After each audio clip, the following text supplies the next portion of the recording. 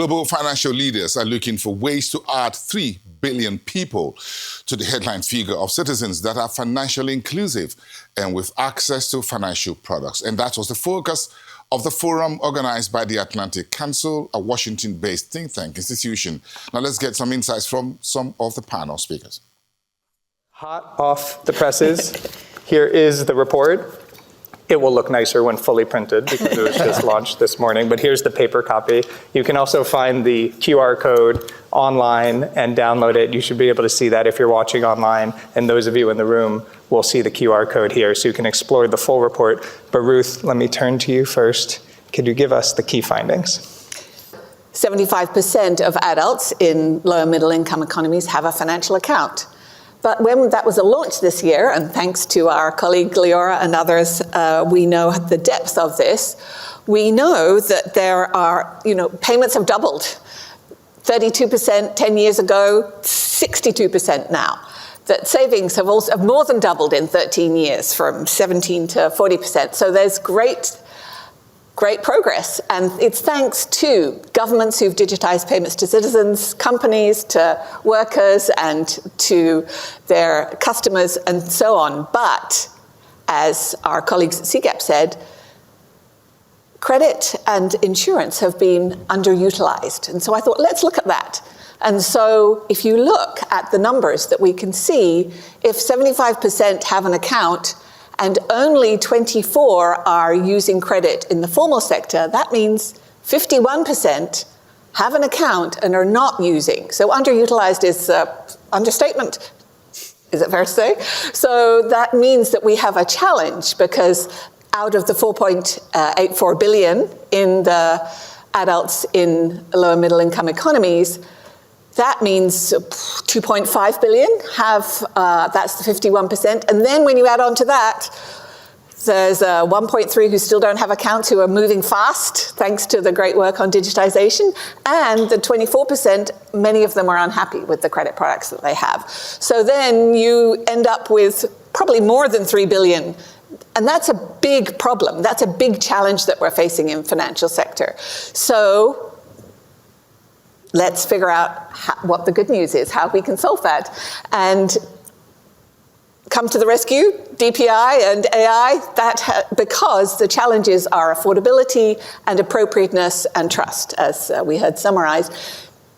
I know many of you are working on digital public infrastructure, digital payments, digital ID, digital data, and I know that many of you are also working on how to use AI to design better products. Those of us who work with women entrepreneurs know that there's a huge demand there and that there's a real opportunity. And so we know that we're at the frontiers of real opportunity. However, there's a challenge there.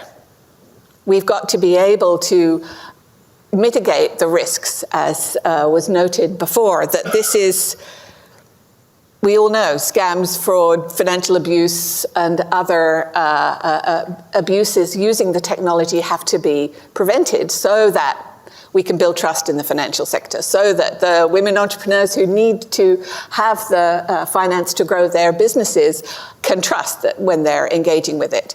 So Abe, I'm going to turn to you as the first respondent. One, to react to what Ruth said, outlining the key findings, and also your perspective from the fund. I'm very curious what you're seeing on the ground in the region through your surveillance work. We talk a lot about AI from a Washington perspective of the game changer potential. We also talk about the risk, as Jenna highlighted and as Ruth highlighted, frauds and scams and trust issues and otherwise. But what do you actually see from the fund's perspective, both now and then projecting forward what could be for the region? First point I want to make is that, one thing I loved about the report and the issues that it highlights is it really shows how the importance of technology, the digital transformation, particularly with regard to financial inclusion that has taken place in the region over the years. I think, honestly, of course I'm biased, I'm talking my book, but really difficult to think of a region that has been impacted as much by digital transformation as Sub-Saharan Africa has.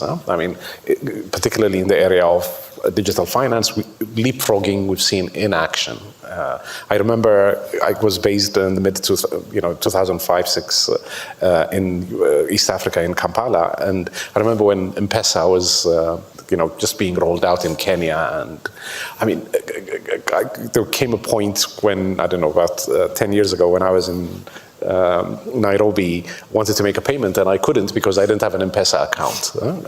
I had to scramble to exchange dollars for shillings to be able to make payments. And this was not quite, it's outside Nairobi. So the penetration of digital finance, technology use at all aspects of life is really just incredible. It has allowed leapfrogging, it has allowed,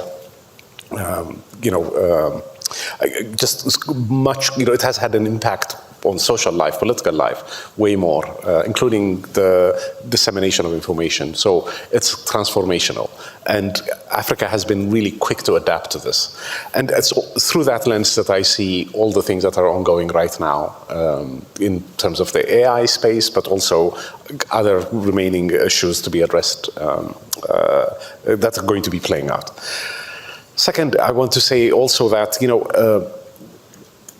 what worries me, or what I think needs to be done.